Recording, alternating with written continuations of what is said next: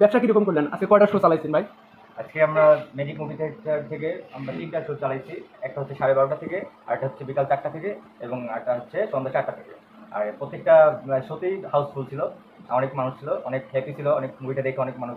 আপনার কি দেখা হয়েছে, মানে আপনি কি দেখছেন? আমি দেখছি, মোটামুটি ভালোই দেখছি, আমার ভালোই লাগছে। আমি 3টে শোতেই ছিলাম আর ভিতরেও ছিলাম, আর দেখলাম অনেক এনজয় করলো অনেক মানুষের, ভালোই লাগলো। আমি নিজেও দেখছি। তো আসলে আমি জাস্ট আপনার ইন্টারভিউ নেওয়ার উদ্দেশ্য ছিল এটা। আমার এখানে আমি নতুন, মানে আমার পাশেই যে এরকম একটা সুন্দর একটা থিয়েটার আছে আমি আসলে জানা ছিল না আমার নিজেরও, মিউজিক মুভি থিয়েটার। তো এখানে উত্তরের মধ্যে আপনাদের যদি অ্যাড্রেসটা একটু বলতেন তাহলে আমাদের অডিয়েন্স আসতো। এটা হচ্ছে Uttara Diabari magic movie theatre. Just একটু বললেই হয়ে গেছে নাকি? অবশ্যই সেটা আমিও সেটা বুঝতে পারছি যে আপনাদের অ্যাড্রেস। তো আসলে আপনাদের সিনেমা হলে ভালো লাগলো এবং অডিয়েন্স মোটামুটি সারা আপনাদের এখানে আসলে পরিচিত হওয়ার একটু ব্যাপার স্যাপার আছে। সবাই অনেকেই জানে না, যেমন আমি নিজেও মানে জানতাম না, পরে জানি বলে আমাদের উত্তরায় একটা ভালো একটা সিনেমা হল আছে। তো যাই হোক, আপনাদের মনে করেন যে মানে আমি বসুন্ধরা সিটি, বসুন্ধরা যমুনা ফিউচার পার্কে যে গেছি, তাদের বাজেট মনে করেন অ্যাকচুয়ালি মানে ধরা ছোঁয়ার বাইরে আর কি।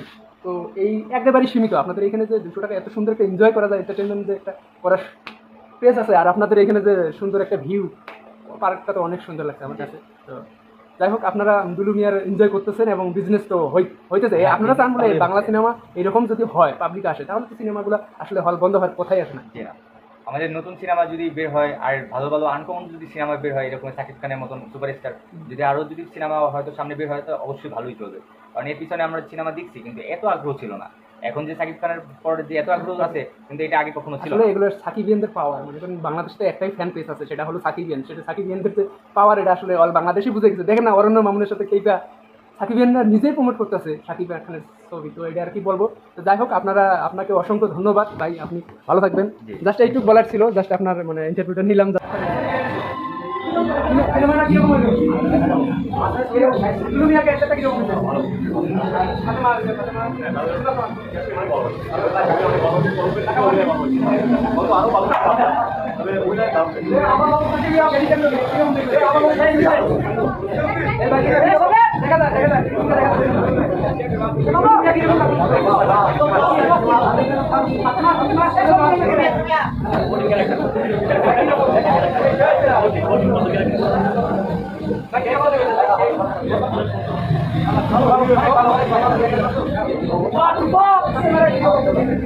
হ্যালো,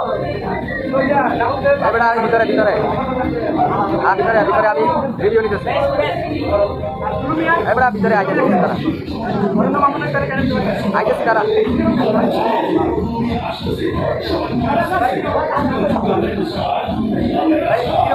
দেখা যায়। হ্যাঁ, ভালো দুলু মিয়া কিরকম অভিনয়, মানে ইদানি সাকিব খানের অভিনয় আর সাকিব খানের এটা ভালো লাগে নাকি আরো সালে আগেটা ভালো লাগে? আগে সাকিব আর এখন তো সাকিব একটা সিনের পরে আরেকটা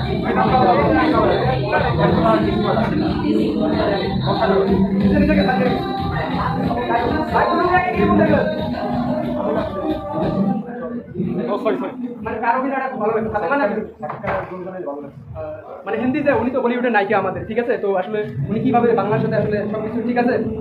অ্যাকচুয়ালি তারা তো দেখা গেছে সুপারস্টার, তারকা বড় মেগাস্টার সুপারস্টার।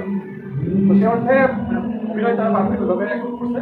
তো সে একটা বস্তু সাকিব খান মানে আপনার মানে যে অবস্থায় চলে গেছে, যে জায়গা থেকে মানে আমরা তো মানে একটা হল মুক্তি নেই, আমরা বলতে পারি যে হল শেষ, মানে বড় বড় সিনেমা শেষ, বাংলা ছবি মানে না একদম নেই, পড়েই গেছে।